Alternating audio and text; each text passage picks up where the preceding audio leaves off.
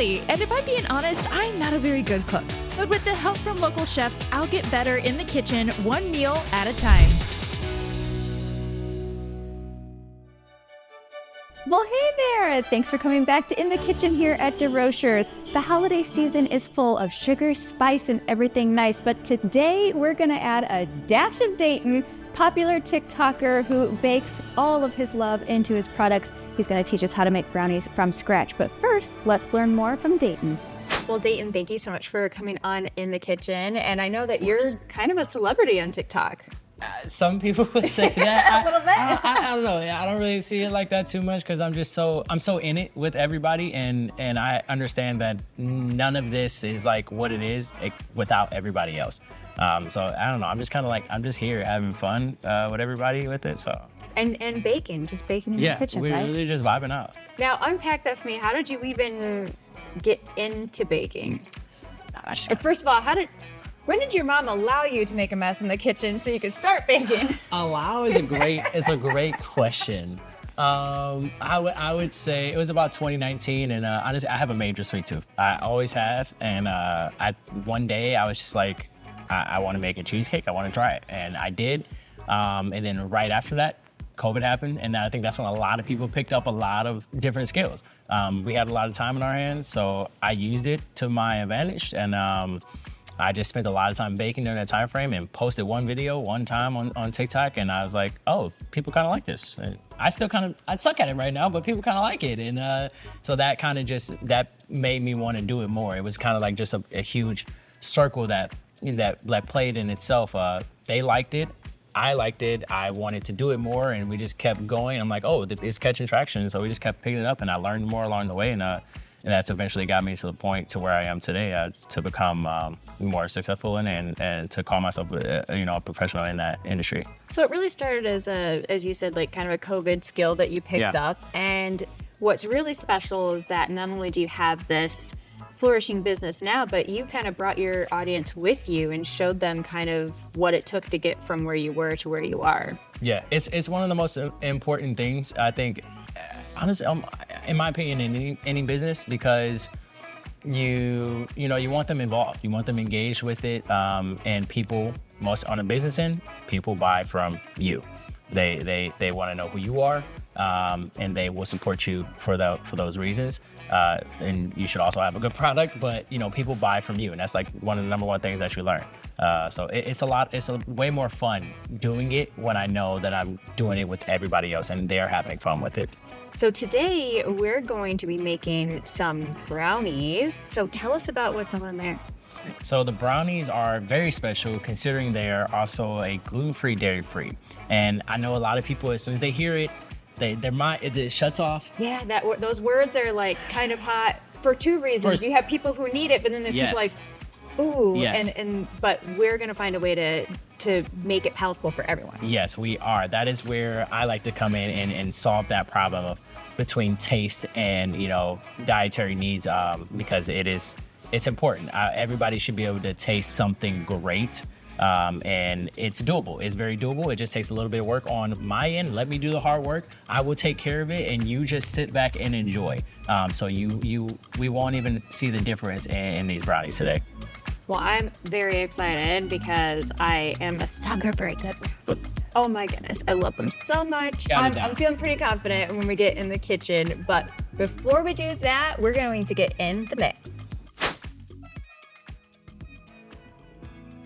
Well, John, I am so excited. I am full of holiday spirits. I see. And you're helping us ring in the tide. So can you kind of unpack this drink for us? It's orange, and I know that there's some kind of tradition with the Christmas orange, but you put it in a drink. So it's a spiced pear cocktail. Oh, okay. I see an orange. Is that a lemon? It's a lemon peel. It's a lemon peel. Sorry. So spiced pear. So we were looking for holiday flavors. We wanted something with some fruit to it, but kind of some warming to it. So what we do is we take a pear brandy, we mix it with a syrup that we make with cinnamon and cardamom. So the idea kind of came to me, if you've ever had a cardamom bun, say like a Nordic I don't know, kind of breakfast or dessert roll. It's kind of like a I cinnamon have had roll, one but at Epcot. Yeah. That says enough about me. But a little like spicier, right? Yeah. It's almost like halfway between cinnamon and ginger, kind of.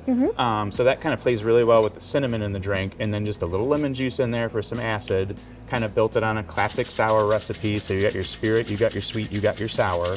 And then when you taste it, you should get the pear up front, and then it kind of comes in waves. You get a little citrus after that, and then you get your kind of spicy, cinnamony, Christmassy spice to finish it out. So that's what we were going for. So it's like a multi-level experience with holiday flavors and vibes. Exactly. That's what we're going for. I like it. You have the pear, you have the spices. That's probably the best part about holidays is I loved all the spiced, warm drinks that come out. Exactly what we're going for here. So what got you into mixology? Well, I have been in the restaurant business for, gosh, probably more than 20 years now.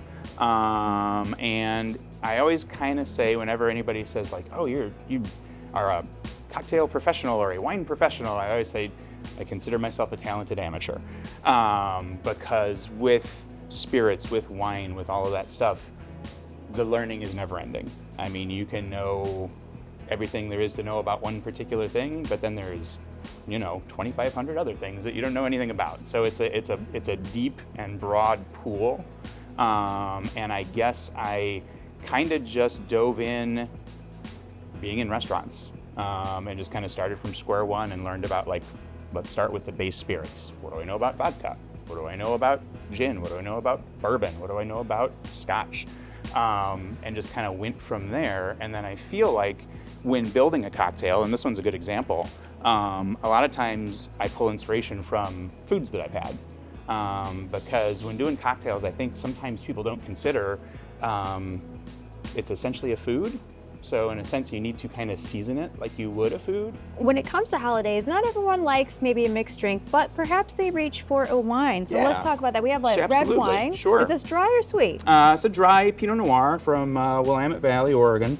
Doing the Montanore Pinot Noir. And for me, love cocktails, not throwing shade at cocktails. When you open a bottle of wine, all of a sudden it's an event now. That's not just dinner, right? So I think when you are sitting down to a meal, nothing goes better than wine. And it's definitely one of the things where the wine can elevate the food, can elevate the wine, can elevate, and it's just, gets better and better and better. If you've never had a really well paired wine with a meal, it's an experience to have. Well, shall we share a cheers to Please. the holiday season? Absolutely. Cheers. Cheers. Oh, wow. Oh, brava. I mean, this, it tastes like one of those like fruit desserts, almost like a fruit like creme brulee or something. Okay. I don't know how to explain it, but that's like the ambiance that I'm feeling. I definitely taste the pear. You have the warmth of the brandy with the cinnamon, and I feel those words. Holiday, right? Yeah. Holiday. Yes. Got that warming holiday spice going on. Yes. We have the warmth of the brandy, the cinnamon, and then, of course, the citrus that's coming with it, too. Delicious. Well, John, thank you so much. I hope you have a wonderful holiday season. In the Kitchen on Beacon is presented by DeRochers, your appliance experts.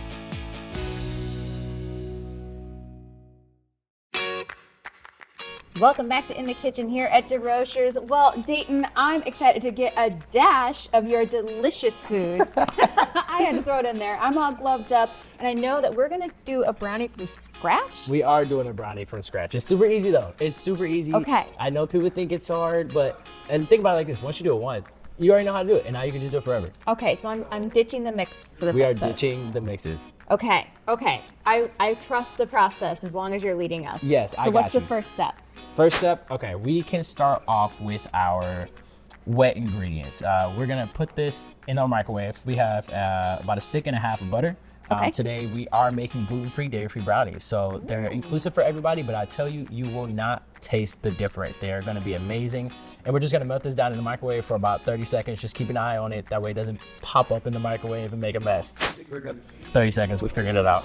Great job. We'll see how this goes. While that's melting down, we're going to Now, go. Oh. just so we know from home, I know that, some people maybe do a lot of baking, maybe some people don't. I'm a mixed person, so this whole dry wet thing, what identifies a wet versus a dry? Yeah, wet ingredients would be anything obviously wet, including sugar. I know a lot of people don't know that, but sugar is a wet ingredient. You just kind of mix it in with those ingredients. Of course, there are eggs. Maybe you have some vanilla extract that we're going to be using today, stuff like that. Those would be your wet ingredients, and then your butters is also going to be wet. Your dries, everything, powders, baking soda, baking powder, flour, stuff like that. Now, I know you said that sugar is identified as a wet ingredient among all these other ingredients, and then you have the powders that are your dries. Where does powdered sugar sit? That is a great question. I've never thought of that. But I would use that as a wet ingredient because, and oftentimes you would mix it in with your butter still. You're still gonna mix it in with your butter and your sugar like normal. Like a buttercream, right? Yeah, like a buttercream. You would use it for that. So I like you those. would still mix it in with the butter, so it would be a wet ingredient. You wouldn't wait until the end. Gotcha. Okay. Now we know, but we don't have powdered sugar today, but that was just my question. We have our butter we just melted and we just dump her in. Yep. And it's okay if it's all not melted. It's gonna end up melting down anyway, and it's gonna get mixed in with everything else. You need a little spatula or spoon to get last bit? No, Nope? it's okay. Unless you really want that extra butter. I mean, get it all in there, all the flavor. Might as well. While we're here. Okay, so we got our melted butter. Yes, and then we're gonna add our sugars. Now, at home, I personally weigh all of my ingredients just to make sure I get everything right and precise the same time when I'm making things, especially, for orders or something like that. You want everything to be consistent. That makes sense. So we're always weighing things. But if you're at home, we can go things by a cup and a half. So we're gonna do 1 cup of granulated sugar. So we have some granulated sugar here. And we're just gonna do, half a cup. We're gonna do half of this one because I like to mix the sugar, and we're gonna do some dark sugar too. So we're doing half a cup of that. Yeah, Okay. so where's our cup? So you're gonna do half a cup of granulated sugar. So This is a whole cup. It is a whole cup. I'm gonna eye it? You're gonna eye it. Okay. You're good, I promise. You trust me with the eyeing. Okay. That looks perfect. Looks perfect? Okay. Yes. And then we just stick it in there. Ba-doop. Awesome. Magnificent. All right. And then we're gonna do 1 whole cup of the brown sugar. Oh, 1 whole cup. Yes. Now, is that packed or unpacked? It is a heartfelt scoop. Heartfelt. whatever you like. You said a whole cup? Yep, a whole cup. A whole cup. No. I'm gonna try not to make this super messy. Oh, well. Oh, it always gets messy. There's no getting ruined around it. that. Wait till we get to the cocoa powder. Oh, okay. Look at that. And I learned today that there's 2 different brown sugars, light brown and dark brown. So why do you choose dark brown for this recipe opposed to light? What's the difference between the 2? It's all about the flavor for me and the mixture. And then when you get down to the science of baking too, these sugars kind of interact with the recipe differently. They melt differently in the ovens. So I use a mixture of both in a lot of things that I do to kind of give it a nice, unique flavor and everything that we make. Okay, so it's a little bit of a preference, but there's some chemistry behind it too. And It's a little bit of preference, and there's a little bit of chemistry. Yeah, so it all works together. So, if anyone's wondering, there's 2 different brown sugars, in case you're like me and didn't know. Yes. So now we'll give it a whisk. Oh, got the whisk. We just kind of whisk it in there. Yep. Okay. Ooh, get it all Look melted. how easy this is so far. I mean, I'm feeling pretty confident. Ooh, It's beautiful. I like it. Okay. All right, I think now we're at the point of where we get to one of the most intimidating things, cracking the eggs. Okay. What's your technique? I want to see this. Do you do you do one-handed? It depends if I want to be safe or not. Okay. If we're playing it safe, we'll crack our eggs in something else and then pour them into our mixture. That way we don't get any shells inside of what we're doing. You know, if I'm just at home, I'm just baking, I'm cracking them all. I'm doing it myself. Just pouring them right into the bowl. For the most part, I'm not gonna get them in, but there is a trick in case you ever do get shells inside of your mixture. So if we happen to get one in there, we'll show you. But yeah, whichever one you prefer. If you wanna go straight in, we can do it. You're gonna trust me to just yeah. stick it in? I mean, you gotta do one. You gotta how do many each one. how many eggs do we put in? So we're gonna do 3 eggs. 3 eggs. Okay. So one little tip, yeah, exactly. Yes, a lot of people crack on the side of the bowls or something like that, and that'll end up getting shells in there for sure. Awesome. I make eggs every morning for my dog. Yeah, that's probably literally gonna be me. I don't have a dog yet, but I really want one. That's literally gonna be He me. loves eggs. He loves That's it. awesome. So I'll do that trick again. So we just kind of let it fall. Yes. Cracks easier. I saw that. On I social- saw that saw it on TikTok. Did you was it? I think Might have been from you. I think I know exactly who it was. I've seen it too. It's so funny. Like, we just I would did not do this. that in my kitchen, but it works. So now we're gonna give that a good whisk. Give that a whisk up. As you whisk it up, it'll become this nice caramel color with the sugar. Those egg yolks. Oh yeah. Yes. Oh yeah, that really like lightened up with the eggs. Has that nice caramel color.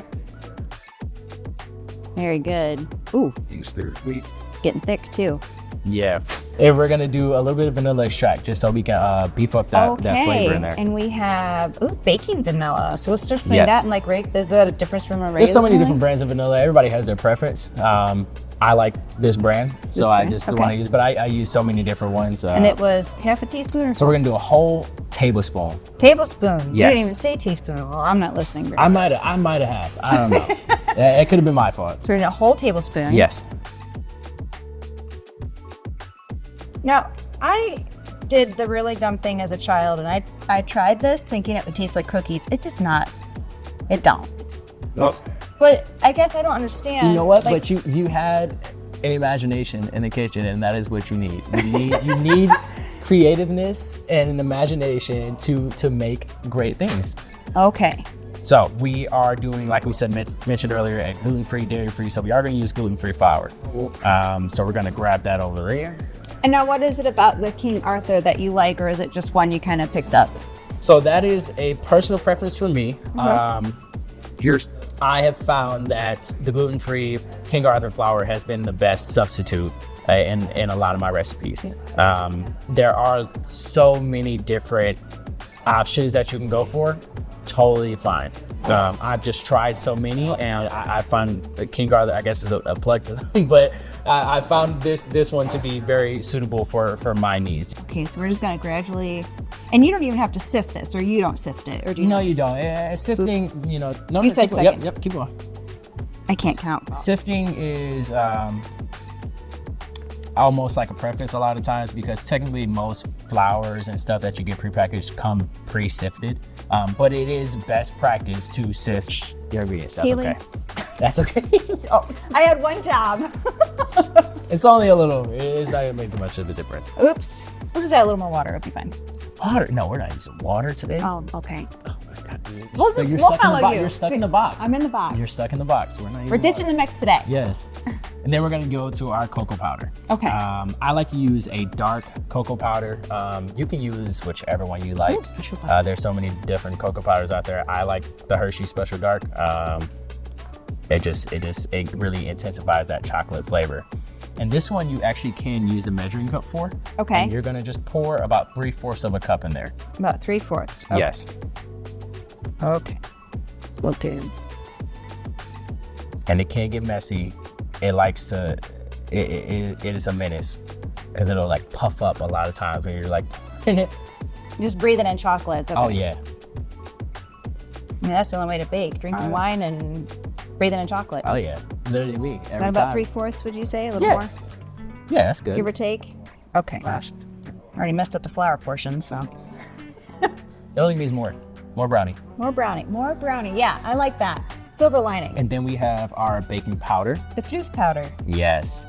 That way we get them the nice and rise. So you said we're doing So we're gonna do a whole teaspoon. a whole teaspoon. Okay, Yes. whole teaspoon of floof powder. Okay. I'm really trying to make up for my little extra flour earlier. It's okay. And then for this recipe, yeah, we're only gonna use baking powder. We don't need baking soda for this one. Okay. And then we're gonna do a little bit of salt because you need that salt. Salt is crucial. And I see that you have kosher salt. Now, could regular iodized table salt work, or do you suggest doing kosher? I use kosher for a lot of things, but you know, salt. If you have it, you have it. It helps bring out and intensify that chocolate flavor, and it's a nice kind of hit to the tongue when you bite into it.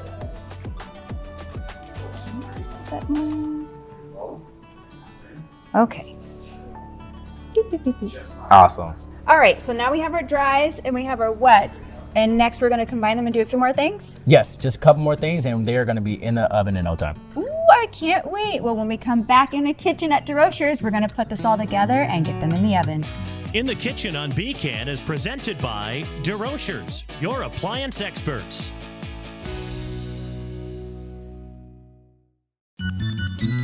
Welcome back to In the Kitchen here at DeRocher's. We got our dry ingredients, our wet ingredients, and we are getting this ready to get in the oven. Yes? Yes. Okay, so we have this nice chocolate look. We measured everything on our scale, so what's after this? We are going to mix our wet and our dry ingredients together. Okay. So Super are we gonna simple. dump the dry onto the wet? Yes, we're gonna drop the dry onto the wet. Okay.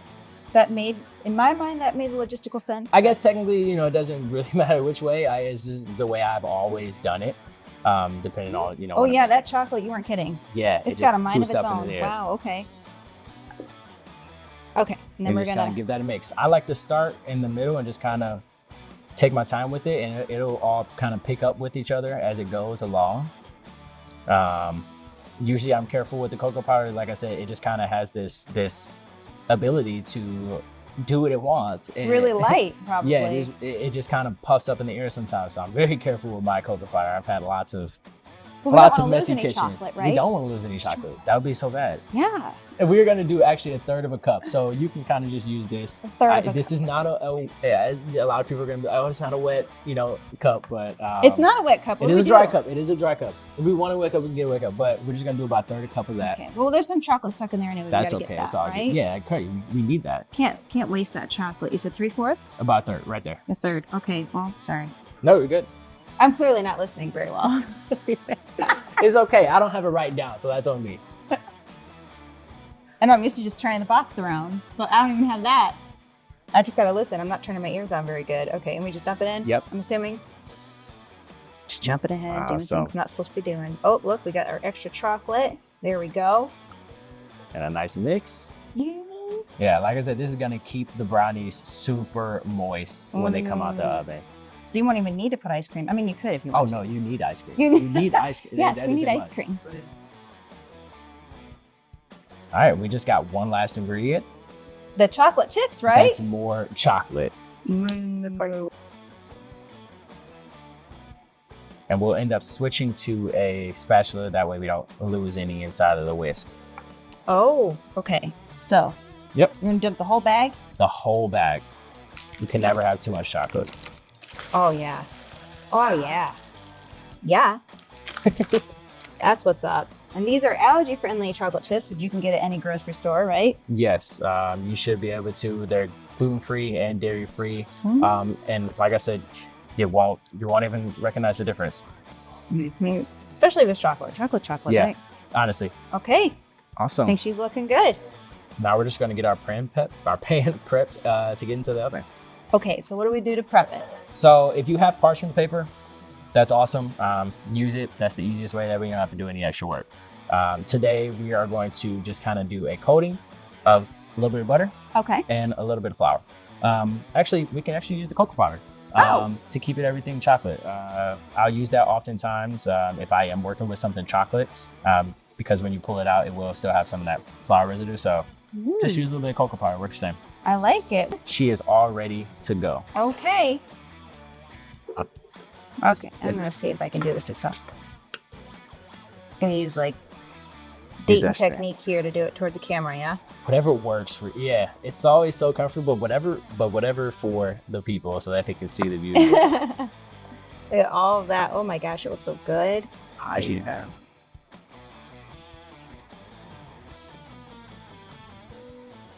Make sure we get all the out. Okay, that I'm gonna. Ta-da. Oh wow, that is clean. Oops. Oh, hold on, my tongue hasn't Oh. gone in there. No. That's the best part of baking with Ma. You get to get the bowl afterward. Yeah. Best part. All right. All right. And this is going to go in the oven at 350 for about 30 minutes, depending on how big of a pan you make. If you're using it all, but it'll go in the oven for about 35 to 40 minutes. Perfect. Well, when we come back, we're going to taste these delicious brownies here in the kitchen at DeRocher's. In the Kitchen on Beacon is presented by DeRocher's, your appliance experts. Welcome back to In the Kitchen at DeRocher's. We have our delicious brownies plated up, and Dayton, oh my gosh, just smelling them bake, I could not wait to get them out. So should we dive in? Yes, we definitely should. Okay. I'll let you get first take. Grab my brownie here. Oh And, my goodness. I'll be a side piece today. Side- We usually go for the centers. The centers are the best, but it was buried, so. Yes, that's okay. Mm. Oh my gosh. It's hitting the spot. That is amazing. Like it, to your point, with the vegetable oil, it really is moist. It's probably one of the most moist gluten-free brownies I've ever had. And you to be can't honest. even. Where's the gluten free? Tastes like good brownie to me. And it's not mixed. No, it is not. So it feels so much better, like making it from scratch. It does. I felt like it was nice being able to kind of control what was going in there, and it was fun. I enjoyed Yes. baking with you. Awesome. I had fun.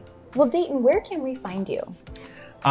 Social media. Social media is the place. That's where I live. That is literally my bread and butter.